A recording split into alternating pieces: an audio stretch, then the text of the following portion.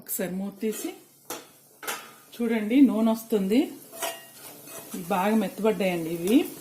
ఇప్పుడు దీంట్లోకి మనం కొంచెం సోయా సాస్ వేసుకోవాలండి. 1 టీ స్పూన్ అంత వేసుకోవాలి. దీనివల్ల కలర్ కూడా బాగుంటుంది. చూడండి, 1/2 టీ స్పూన్ పడిందంతే. టేస్ట్ కూడా బాగుంటుందండి, ఫ్లేవర్ కూడా బాగుంటుంది. ఇంకొంచెం పడుతుంది.